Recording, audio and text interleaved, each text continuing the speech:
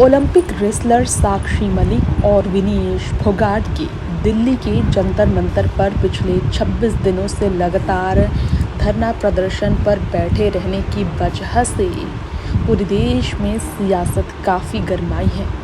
अब मामला यौन उत्पीड़न का है। पॉक्सो एक्ट के तहत एफआईआर भी दर्ज है। आरोपी बीजेपी नेता और डब्ल्यूएफआई प्रेसिडेंट बृजभूषण शरण सिंह के खिलाफ, लेकिन गिरफ्तारी अब तक नहीं हो पाई है सांसद की। तो धार्मिक किताबों में कुश्ती को मल्ल युद्ध कहा जाता था। औरतों के ये खेल खेलने का जिक्र कहीं नहीं था तब। अब 1950 में पहली बार जिक्र हुआ। यूपी के मिर्ज़ापुर की रहने वाली हमीदा बानो ने मर्दों के टूर्नामेंट में कुश्ती लड़ना शुरू किया। फिर धीरे धीरे वो मशहूर हुई। अब मैट रेसलिंग की बात करें तो सोनिका काली रमन को भारत की पहली महिला पहलवान माना जाता है और पिता उनके मास्टर चंदीराम ने पहली बार लड़कियों के लिए दिल्ली में अखाड़ा शुरू किया। खुद मशहूर वो पहलवान थे। अर्जुन अवार्ड और पद्मश्री से सम्मानित किए गए थे। सोनिका की ट्रेनिंग इसी अखाड़े में हुई। साल 1998 में करियर की शुरुआत हुई। उनकी नेशनल चैंपियनशिप में सिल्वर मेडल जीता।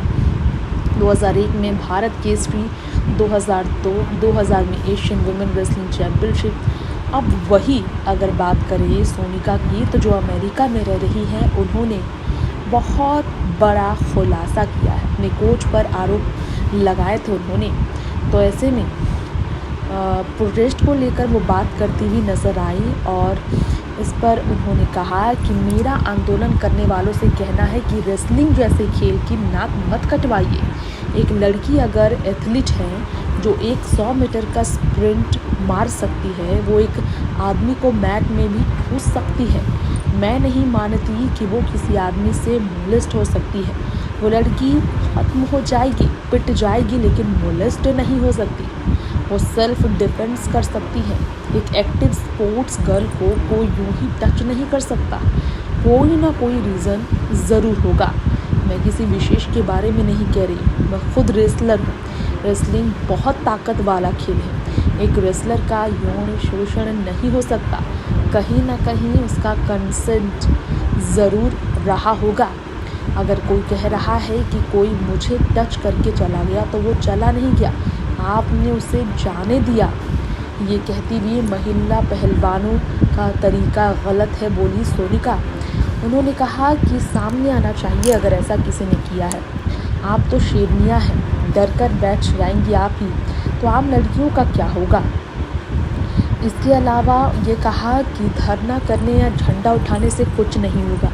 आपको प्रॉपर चैनल से शिकायत करनी चाहिए।